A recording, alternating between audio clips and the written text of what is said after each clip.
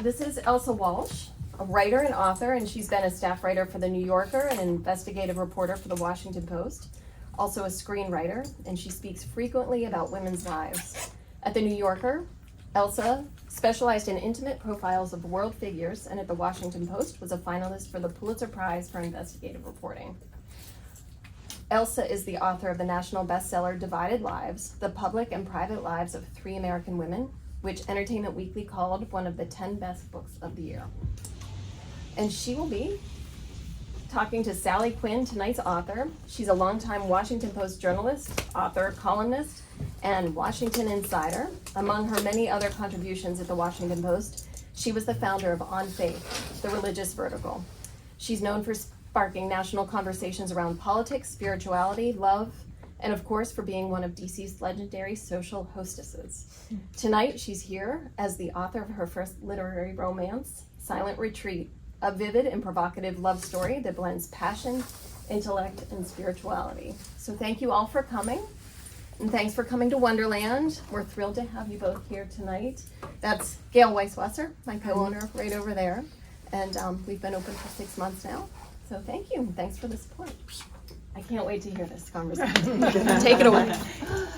So thank you for those nice introductions, and probably the one piece of information that you left out was that Sally and I have been in conversation for almost 45 years. I met Sally in 1980 when I was 22 years old, before I met my husband. I oftentimes say that almost every good thing in my life has come from knowing Sally. She introduced me to my husband, which begat our child. She helped me get my job. My husband and I oftentimes joke that we'd probably never go on vacation or have a social life if it weren't for Sally. She can be a little bit bossy and controlling as a friend. I thought you were the bossy, controlling one. When my husband and I built a house almost as long ago, we thought that we were not going to have children. And so we built a house with one bedroom only on the top floor, and then 2 small bedrooms on the bottom floor. And when I told Sally this, she said, "That's crazy. You can't build just 1 bedroom on your top floor." And so she, unbeknownst to me, called our architect and said, Pretty bossy. Very bossy. She said, "That's the most insane thing. They are going to have a child, and you need to build a bedroom on the 2nd floor for them." And our architect called, and I said, "No, she's wrong. We're not doing that." So fast forward 12 years later, with the child who is in our bed, asking why we had built her bedroom on the bottom floor, and telling us, "You always knew I was coming." I said, "No, Sally knew you were coming." So thank you, Sally, for that. You could still put another bedroom. We're at this older part of our life trying to get us to put an elevator in our house, so nonstop. So Sally, you've written and done so many things in your life. You've interviewed just about everybody. You've had this interesting, full, gregarious life and love. And I wanted to start, though, today in a little bit of an unusual way, which was that since we're in such a newsy time right at the moment, one of the things you did very early on in your reporting career is that you went to the party of the century, the Shah's birthday party, which kind of leads us to today. And I thought maybe that might be sort of fun and interesting for people to hear what that was like. Well, can you hear me? Is this working? I had been working for the Washington Post a short period of time when I learned that the Shah of Iran was going to have a huge celebration for the 2,500th anniversary of Iran. And I thought, you know, I was hired to be a party reporter, so I convinced the editor that this is going to be the party of the century and I should go and cover it. So I went, and I had this extraordinary time. They had set up this tent city in the middle of the desert in Shiraz, and they had invited every world leader and monarch in the globe. I mean, everybody was there: kings, queens, princesses, emperors, everybody. And everybody had their own tent, with chandeliers and draperies made out of brocade, and little paths along the way, and huge tents for the booze and food and all that. And it was hysterical because it was complete disaster. I mean, first of all, there are all these royals sitting in their little front yard, and all the other royals walking past there on their little path, and they were in constant sandstorms, and people getting sand in their hair and their teeth, and it was hot, and the food was awful. It was a great story. It sort of led to, yeah, in part to the Shah's demise. Right. Well, I had gone there. This is going to be a whole story. I'd gone to Iran, and I got there the first night, and I ran into some journalist friends, and they said, we're coming to a secret meeting. So the revolutionaries. And I said, what are you talking about? And I said, you have to. So they blindfolded me, took me to this meeting, and they were planning the overthrow of the Shah. And so I was just stunned by this. And our foreign correspondent, who was a real old-timer and very well-known, swanned into Tehran the next day in his bullet-ridden trench coat. And I said, John, there's going to be a revolution. And I've been to one of the meetings, and I'm telling you, he said, dear, why don't you worry about the parties? I'll take care of the politics. But what happened was that my write-ups about this tented party ended up making the Shah look really bad, and it got a lot of people in Iran furious because they'd spent millions and millions and millions of dollars on this when people were starving. I think 100 million. Yeah, $100 million. So that was great fun. And the Ayatollah at that time was in exile in London, Mm-hmm. and he said, look at what your leader is spending money on. Yeah. And the next thing you knew, he was on the plane to the Bahamas. So that my argument was always to the editors of the Washington Post: party reporting is really important. It's very serious because whatever happens at parties often can change the outcome of politics and strategy in the world. So fast forward to 15 years ago, and you are invited to go to a silent retreat at a monastery in Berryville, Virginia. I think it's called Holy Cross. And there are many things that people think of when they think about you, but they don't think about silence. You sound like my husband. When I told Ben I was married to Ben Bradley, who was the editor of the paper. When I told Ben I was going to a silent retreat, he burst out laughing. He said, "You'll never make it." 3 days. And I wasn't sure I would either, but I had belonged to this group that I'd met through my religion website called Path North, and they had organized a little field trip to this silent retreat for a couple of days. So I decided, why not? As a editor and reporter about religion, I really should learn what this is about. And I'd never been to a silent retreat or anything like it. And so I went, and I was just blown away. I mean, at first it was a little odd not talking, because you go in immediately, you're in silence. So you're not allowed to talk to anybody there. And the meals, Elsa was asking me earlier, it must be very weird. You're sitting in the dining room, there's a U-shaped table, and everybody you get your plates, serve yourself, and sit down and eat. And you're not allowed to talk. So everybody sits there and eats like this, staring down at their plate, and they playing Gregorian chants. And I kept thinking, this is so rude. You sit next to somebody and not talk to them. But I got over that really fast. Then I was so relieved that I didn't have to talk to anybody. But one of the things that struck me about it was this being totally, you were totally in silence and you were totally alone. There were services every day. The monks had services in their chapel up on the hill, and all day and at night too. I did one 3 a.m. That was enough for me. But I went to a lot of the services, which is you can contemplate, you meditate, you pray, and it's very soothing, very calming. And then you take long walks. I took long walks. It's on the Shenandoah River in the valley, and it was so beautiful and pastoral, and the cows lowing and the river gurgling and the trees fluttering. I mean, it was just divine. So how do you get from there to a very steamy romance, a sort of sexy novel?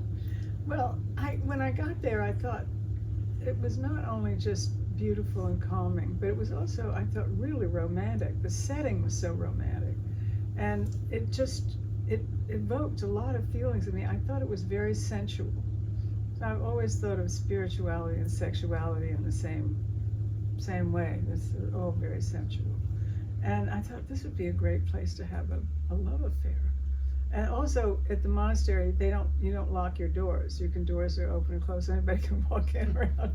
Did you think about the novel from the first time you were there, or did not the novel? But I just kept thinking, this is a really incredible place. I can imagine this happening. So it's interesting. Today I went and I looked up the website for the monastery, and there is an interview with one of the brothers who is there, and he talks a lot about love. And he said, at this monastery, there's a sense of peace. It's almost like you're in love when you're there. Well, I never saw that, but that's really good. I like that, Elsa. I should use that. But that's true. I mean, these two people come and they meet. Tell us about those two people. The Sibylla is a New Yorker writer, and she's very... Not me. Well, you might be the inspiration for Sibylla. And she has, she's a MacArthur genius. I mean, she's very bright, and she's done beautiful work writing for the New Yorker, and she's married to this superstar TV reporter and interviewer.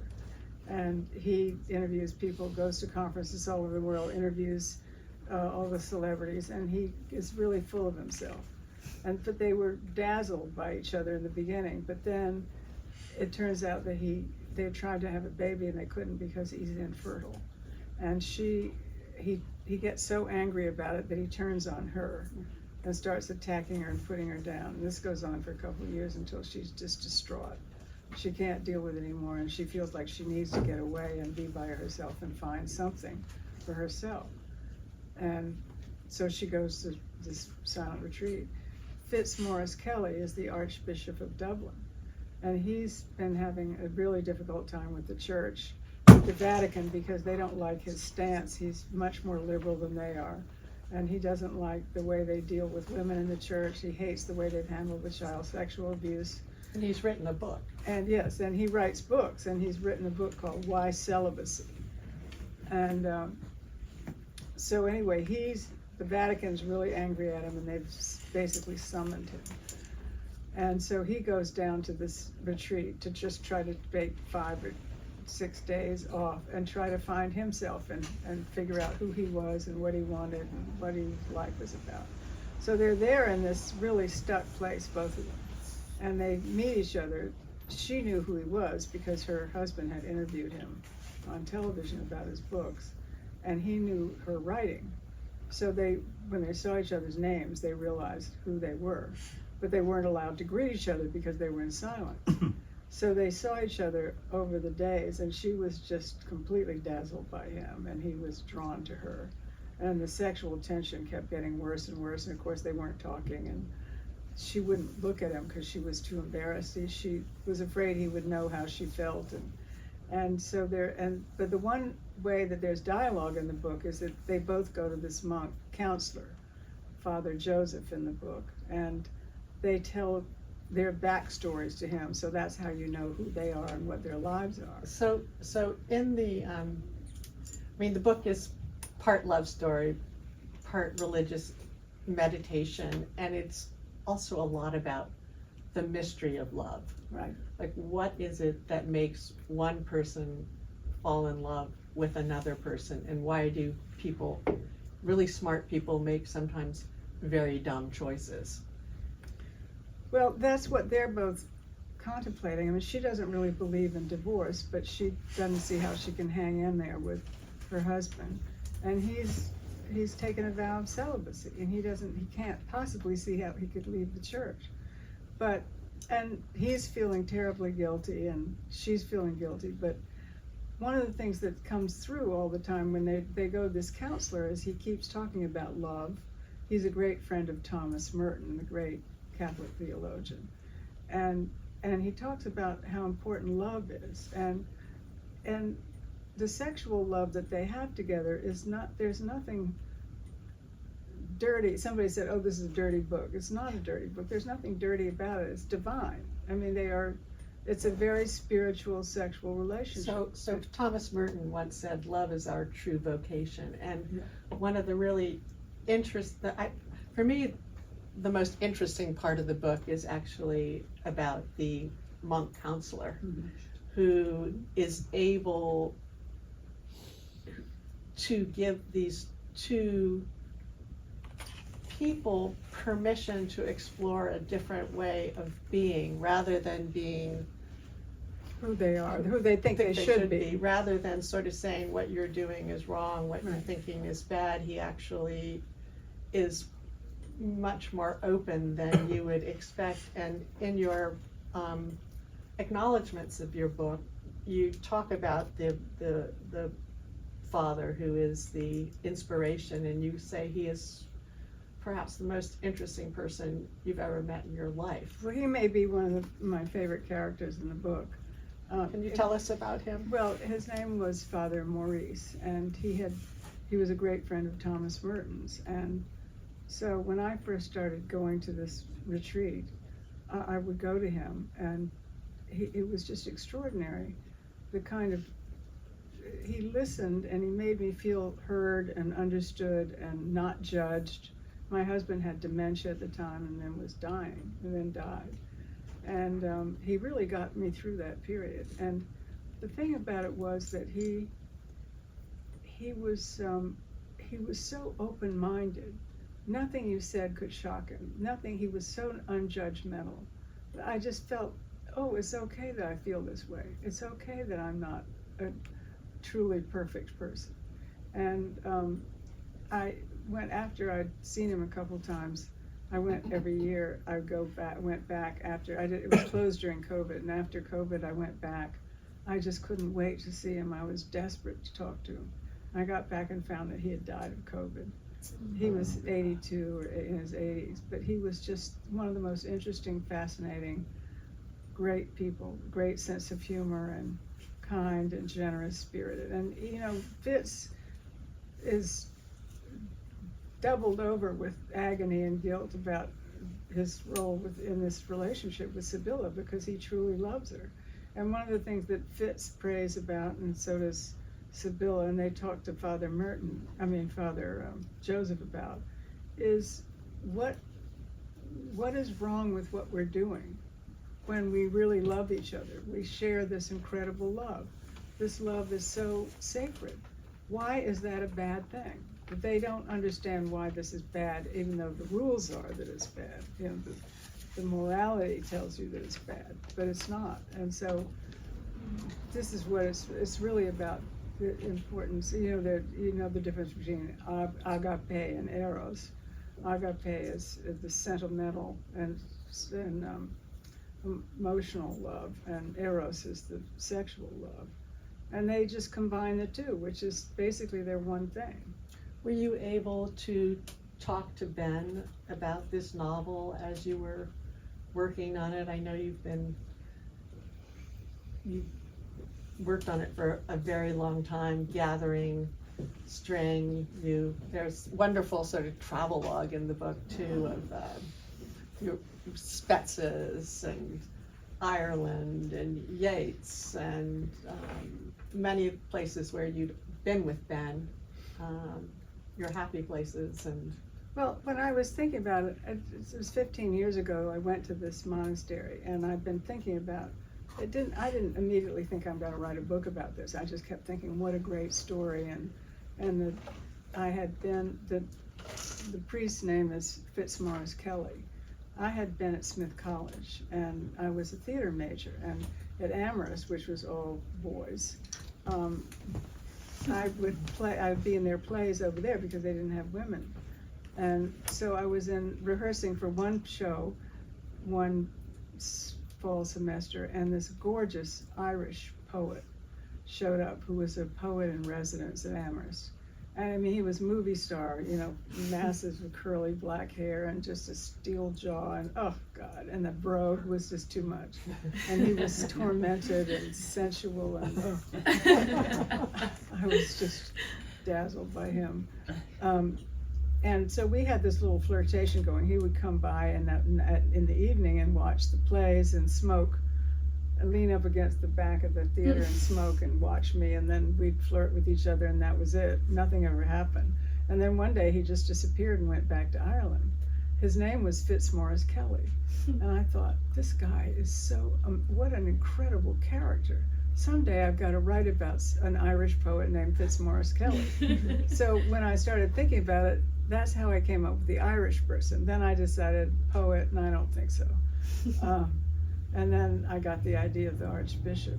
And then you did actually interview and research the Archbishop of Ireland, who is apparently quite charming, but not the Fitz hunk. No, he's not. The Archbishop of Dublin was named Dermot Martin, and he was wonderful. He was kind of like Father Joseph in a way. He was just very avuncular and dear and smart, funny, good sense of humor. And I went over, I called him and said, I'm writing a book about, I didn't tell him what. Have you sent him the book? No, I haven't written it yet. No, but have you?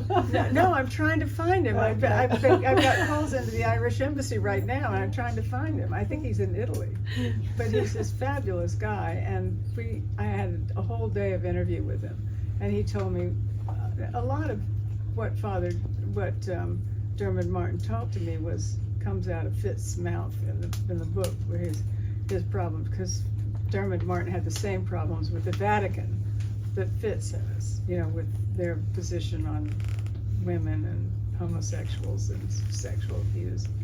And so we had this great, and then he offered to have a dinner party for me. So he had this rousing dinner party with about 12 people. He has a house in Italy, and he had an Italian housekeeper. I've never had such great pasta in my life. And broke out the red wine. Everybody had way too much to drink. They were singing, Irish eyes were smiling. And I thought, gosh, you know, I mean, he wasn't at all sexy, but he was divine. And so I thought this would be a great character, but I'll take Fitzmaurice Kelly, the poet, the tormented poet, and put him in to make him the Archbishop of Dublin. So that's how that came about. So you and I have talked about the various people who may have inspired the various characters, and you took bits and pieces of different men that you like a lot, including Tim Shriver. Mm-hmm. Who is I part tell of all my men friends that they're the inspiration. But you said that Tim Shriver helped you understand what a crisis of faith Well, might Tim be. Shriver, I don't know whether you know who he is, but he's wonderful and smart and a totally decent person. He was going to become a priest after he graduated from college, and then he met the divine Linda, and that was the end of that. But he's very spiritual and very smart, very funny, and so I wrote the first draft with Fitz, having these conversations with Father Joseph and pouring out his heart and talking about his earlier life and what it was like, and his incredible guilt that he was feeling and shame. And it suddenly became clear to me that Fitz was was the character that it became this character, and with Father Joseph, that I didn't know who he was. And Tim Shriver read the book. The first thing he said was, "Boy, remind me never go to a silent retreat with you." But then he had real problems with the character of Fitz and the conversations he was having with Father Joseph, because he didn't think he was true to himself. And he didn't think Fitz was being really honest about himself. So he really helped me a lot on that. So one of the things that you've also said to me, which is unusual for most writers, a lot of writers really struggle with the writing process, and it's hard, and you sort of think of all the things that you're not going to do before you sit down at your desk and do it. But you said that with this book, you couldn't wait to get up in the morning to see what your characters were going to do and where they were going to take themselves. Well, I was telling Elsa coming out in the car, because I was thinking about the sequel to the novel. And what I thought was that I didn't start writing until, it was 15 years ago, I think, that I went to the monastery. And then when I came back, when I started thinking about making it into a story and sort of conjuring up the characters, then everything became real to me. But I didn't start writing the book until 2 years ago. And then I sat down when I just felt like I was ready. I had it all blocked out in my head. I sat down and wrote it in 6 months.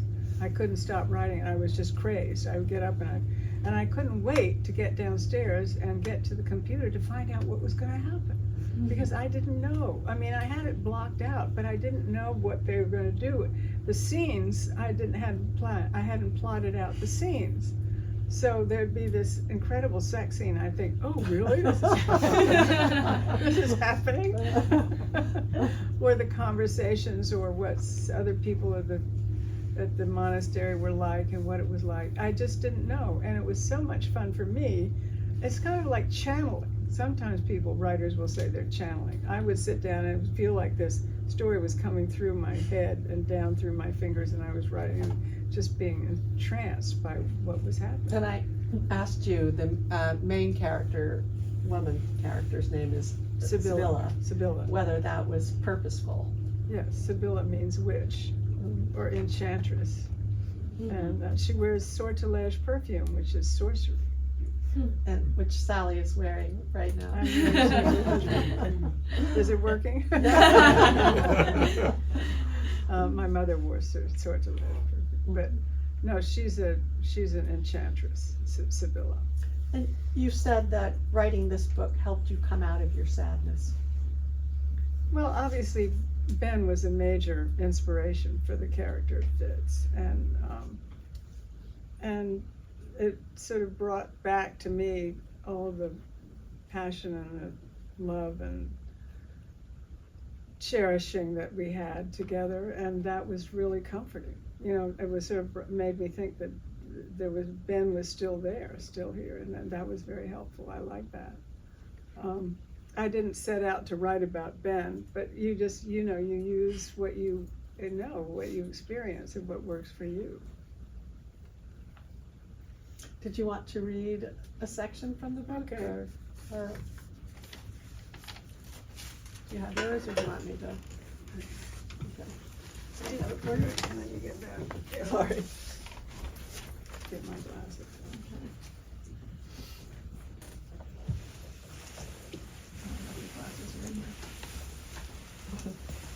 Sorry, gang. I could get it.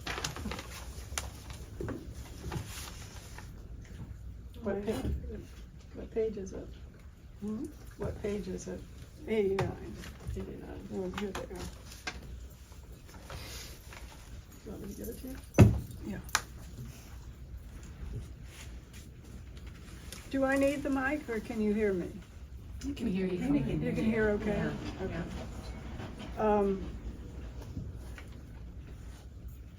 So this scene, Sibylla had gone down to the Shenandoah River, and she had decided she wanted to go in, and so she took her clothes off except for her underwear.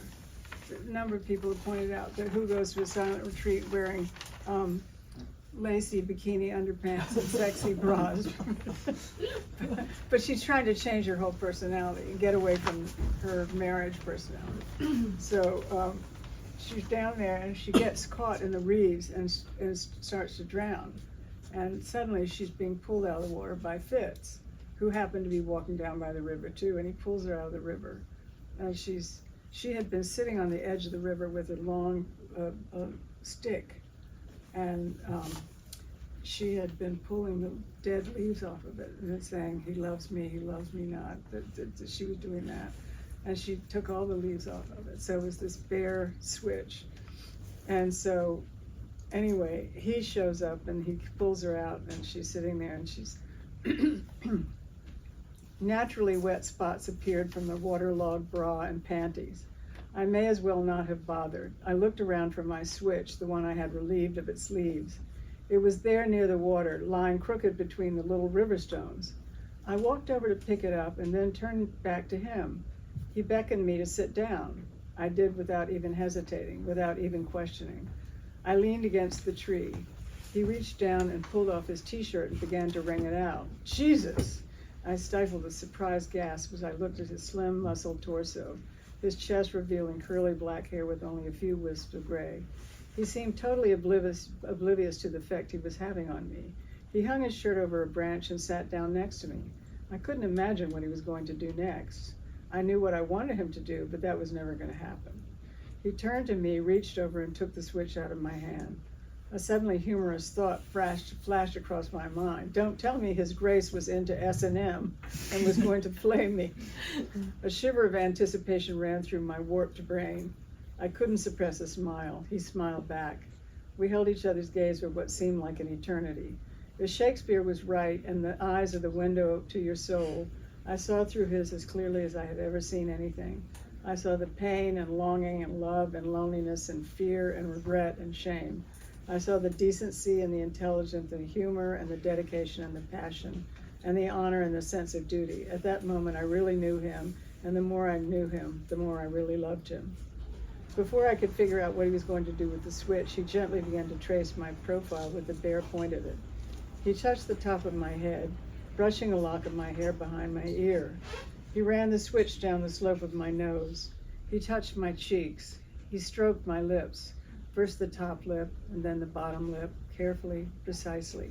He dwelt on my mouth until I was mesmerized. He never took his eyes away from mine. He ran the switch around my neck, down my chin and down to my neck. He moved it around my neck, first to the right side under my ear and then to the left. I shivered. Down he went to the V-neck in my shift, touching my chest ever so softly. He swirled the switch around my breast, barely touching them. He moved to my arms, first one, then the other. He started on the arm of my sleeveless dress, tickling me just enough, and then moved down the rest of my arm to the inside of my wrist, then between my fingers. At this point, I was about to faint. He came back to my stomach. I could feel a wrench in my groin. Without any hesitation, he slid the branch down to the V between my legs. He didn't linger, but kept going, taking first one thigh, then the other. My shift was above my knees, and my legs were exposed. He placed the switch behind my knee, then swirled around my calf. He did the same with the other leg. I was immobilized. He came to my feet, tracing each, first the tops, then the soles, then in between each of my toes. I had never really understood the meaning of the word swoon before. Now I did. We were still looking into each other's eyes. When he was finished, he didn't hesitate. He brought the switch to his mouth and kissed it.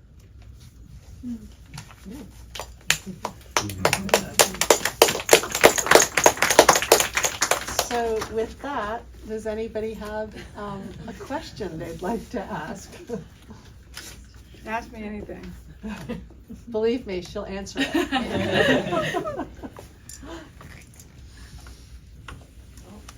I have a question, Kristen. Yeah. Oh, sorry. Sally, I appreciate all the research you did for this. Did you ever tell the Archbishop it was a romance, or were you just saying, I'm doing general research? The real Archbishop? Uh-huh. No, I didn't tell him. No, I wanted to know who he was and what kind of a human being he was. It turned out that he was Fitz, Yeah. you know, in his sense of honor and and decency and all of that. He was exactly the right person. But as I said, I'm trying to get a hold of him because I want to send him the novel. You'll have to tell us. Maybe he's married and living in Italy now. Yeah. He retired, huh? That would be nice. Sal? Yeah. Having known you for over 50 years, and it seems to me that this novel is part of your quest for the perfect love, the perfect relationship, and that you can almost, when you read through, you can hear somebody, you, the author, straining to make love better, not just to be something distant or something stylized, but to make it better and make that connection with somebody that doesn't come on a silver platter, but that you have to work on it. And is that true? I mean, I think of you always working on relationships and how to make them better, how to take it deeper into the soul of people who are your friends. Well, obviously communication is key. I feel very strongly about loving somebody a lot before you get married. I believe in being madly, passionately, hopelessly in love with somebody, which I was with Ben. That makes it easy. We all know how difficult marriage can be.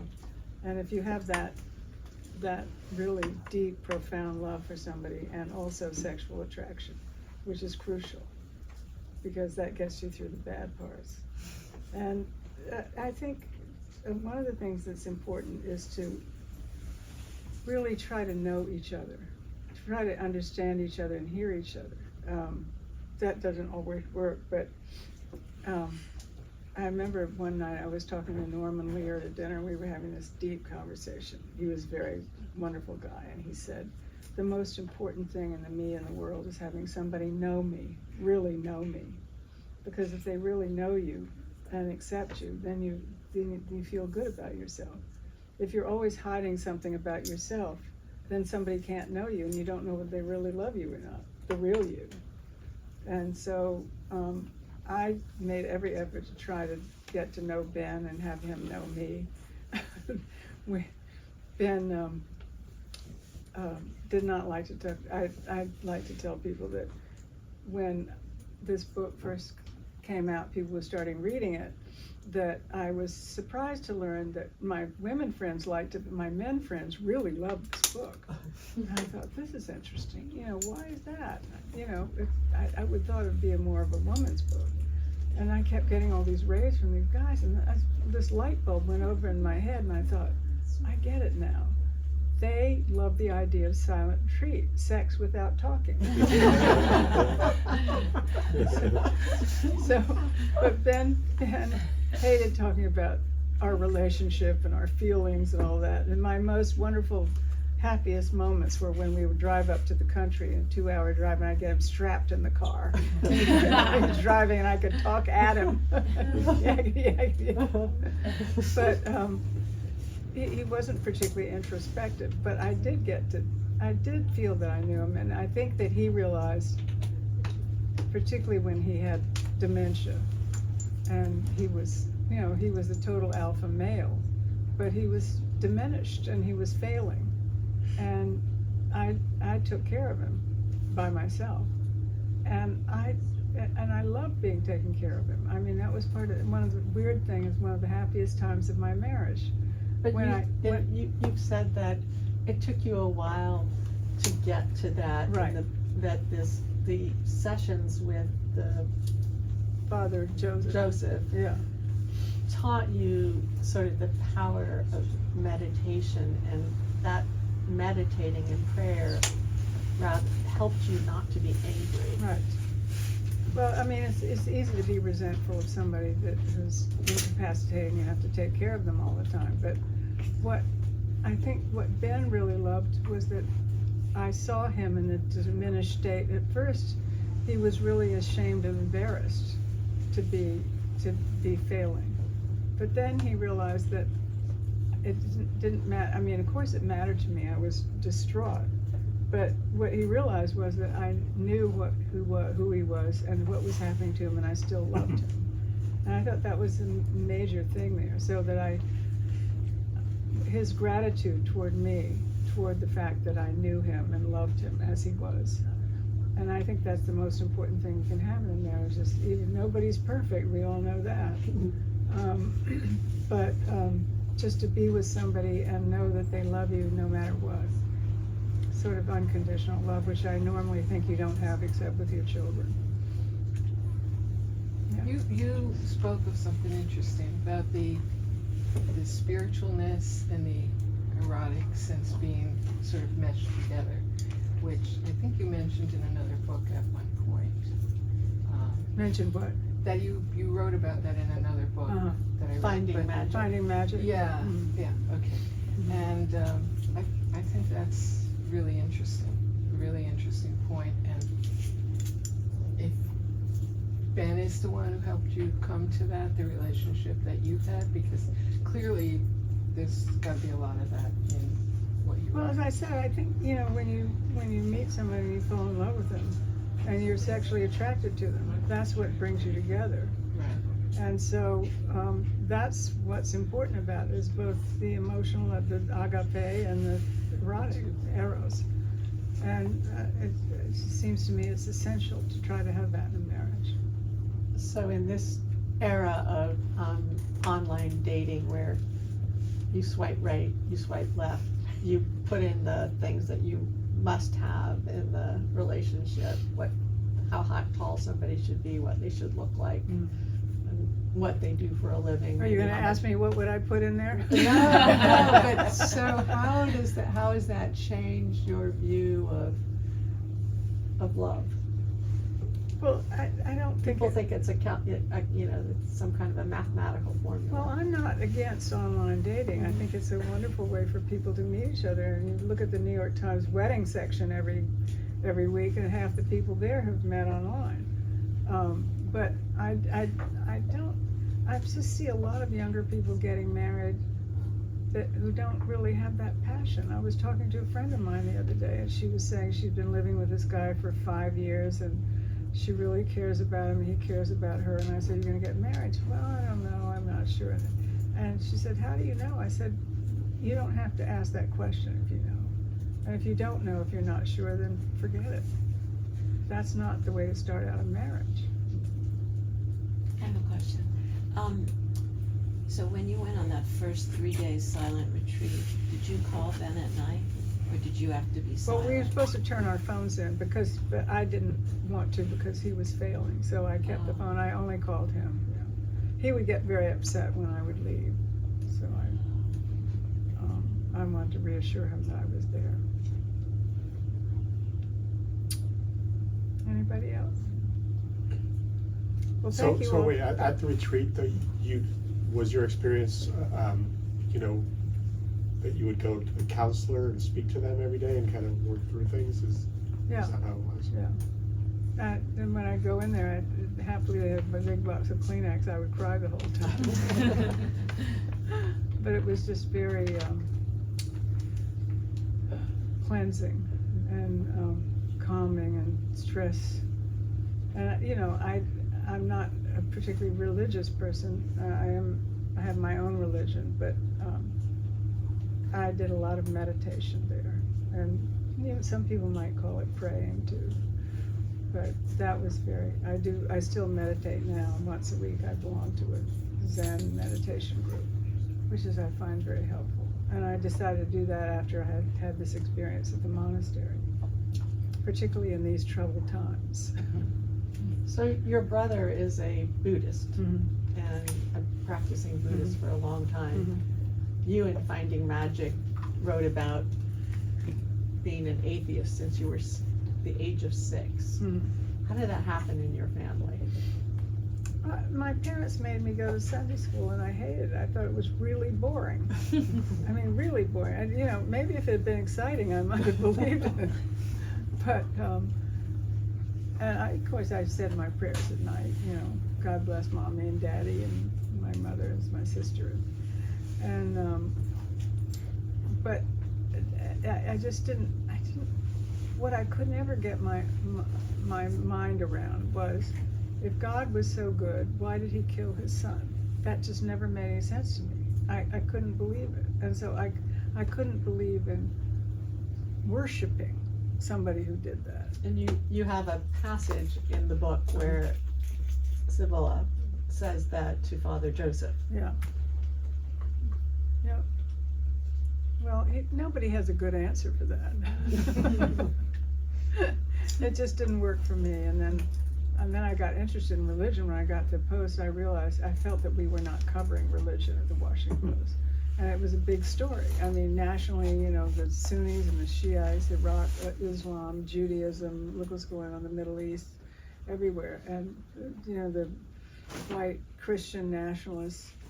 And so I wrote a couple memos to the editor and said we should be covering religion more, and they just ignored it. So I had lunch with Don Graham, who was the owner of the Post at that point. I said, we should be covering, this is a huge story and we're missing it. And he said, well, why don't you start a religion website? So I said, well, Don, I don't know anything about religion. I don't know anything about the internet. He said, well, nobody's perfect. You go ahead and do it. So I did it, and I had the best time I've ever had. One of the most exciting, interesting, I mean, who knew that I would go into that? Totally unexpected. Totally, especially because as far as my husband was concerned, I was a devoted atheist.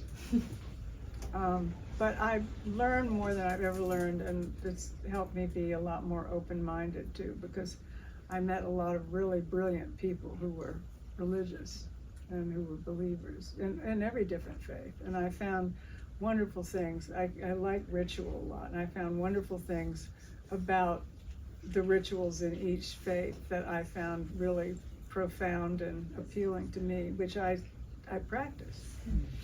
And I have a religion of my own. I make it up, whatever. I cherry pick from all the different religions.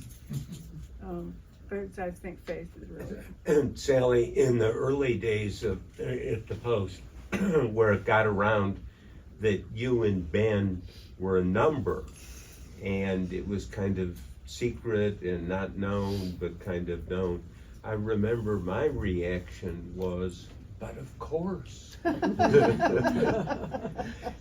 was that your reaction? In other words, how, just take us through how you fell in love with Ben, if I may ask.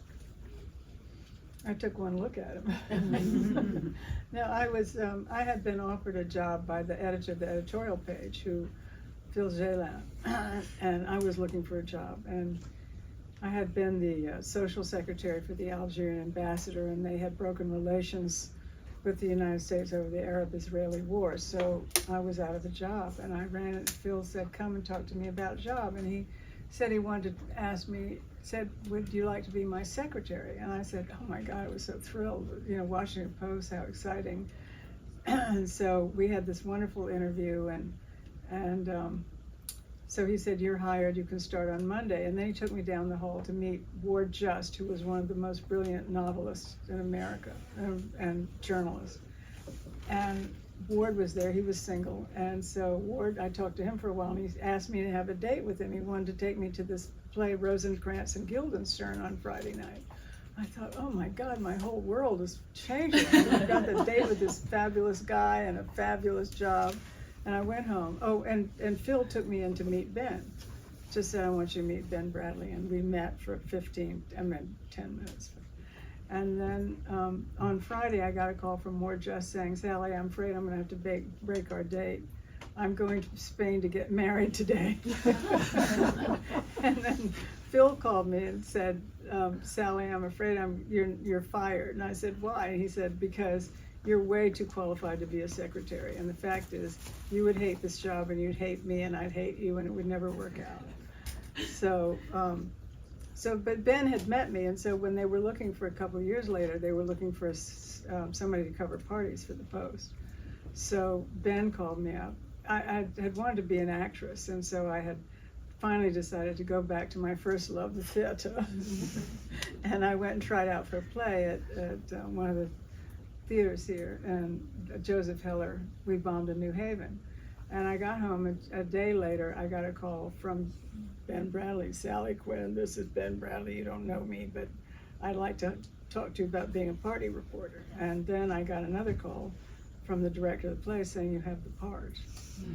And so I went down to see Ben, and I couldn't take my, he completely, was so charismatic and so charming and so sexy and so amazing. And we had the same conversation I had with Don, where Don got the idea, where he said, can you show me something you've written? I said, I've never written anything. He said, nobody's perfect. That's how that got started. And I started the next day and got my first byline. But he was so out of the question. He was 20 years older than I was. He was the editor of the Washington Post. He was married and had 7 children. I mean, but I didn't even think of, I thought of him like this gorgeous guy, but totally out of my reach. And then when we finally ended up getting together, yes, Forrest with that description. Well, Ben told me when we finally got together, he said that Phil J. Lam, when Phil introduced him to me, Ben said, you can't hire her. And Phil said, why not? And he said, she'll break up your marriage. Anyway, so we were going down to Miami to cover the convention, and the Republican convention, Nixon. 72. Yeah, right? 72. Yeah. And Ben and I, the office travel people, had assigned us, we had seats next to each other on the plane, just totally random. And so we were sitting on the plane, and we talked for 2 solid hours on the way down to Miami. And I was just blown away. I mean, I was a goner by the time I got, and it was a very turbulent flight. And I kept grabbing his thigh and kept saying, oh, Mr. Bradley. And so anyway, he asked me, he said he was having dinner with Susan and David Brinkley, who was a big TV personality. And they were both friends of mine, and would I join them? So I was thrilled out of my mind. I got back to the hotel, and he called me and said, we can't do this. I said, why not? And he said, because the managing editor, who I'm rooming with, has organized a dinner at Joe's Stone Crab for a bunch of reporters. You're welcome to join us if you can. So I did, and I sat at the other end of the table with Ben, pined over him the whole time.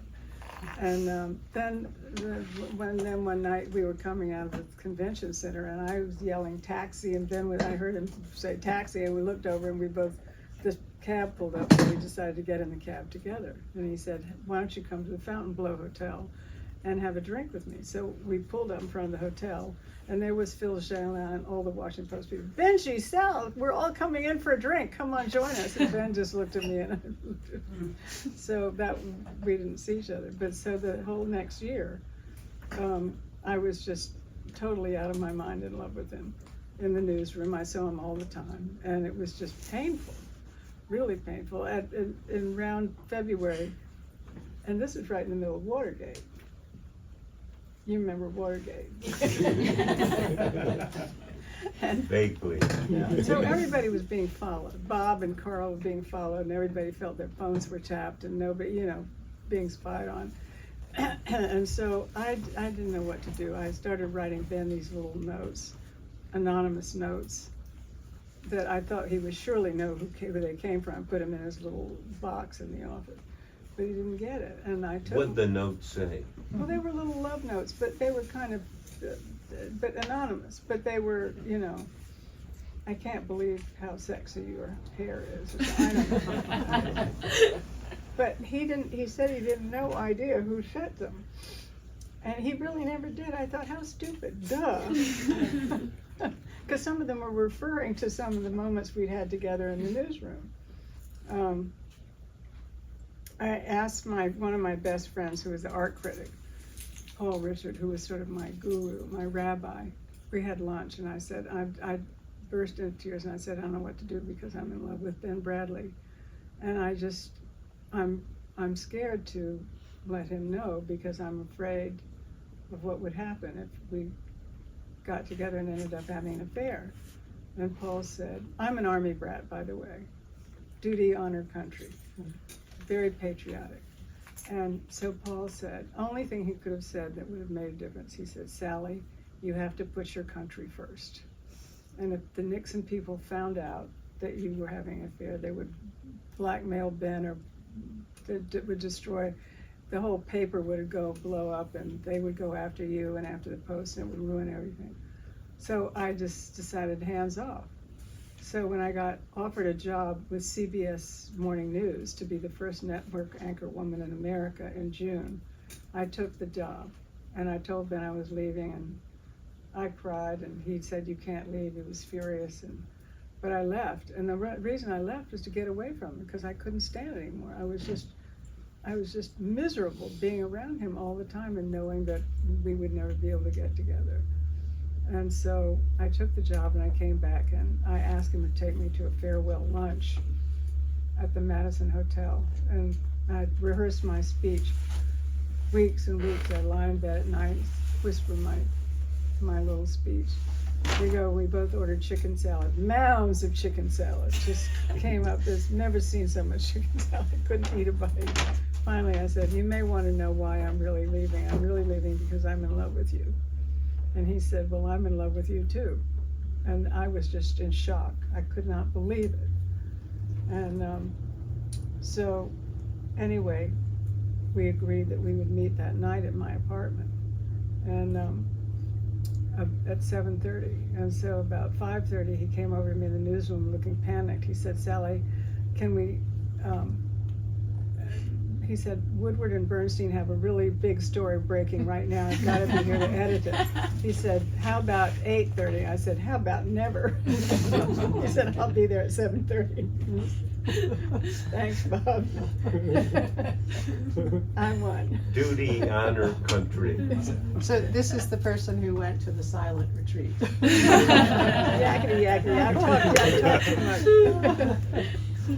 So about a year after, and then we'll wrap it up, about a year after Ben died, you and I went out to dinner, and we were talking about whether you'd ever find love again. Could you find love again after having such an extraordinary marriage and relationship? And you said to me, yes, I want to fall in love again, and my next husband is going to be a rabbi. I said, that's crazy. And she said, I have to find somebody completely different from Ben. I said rabbi or a Zen priest. Had to be somebody completely different from Ben. Neither one of them has shown up on my doorstep. But yes, I would love to have that again. And I love being married. I'd love to be married again. It was just the happiest time of my life. So that's it. That's it. Sally, thank you Thank so you. much. Thank you. Thank you.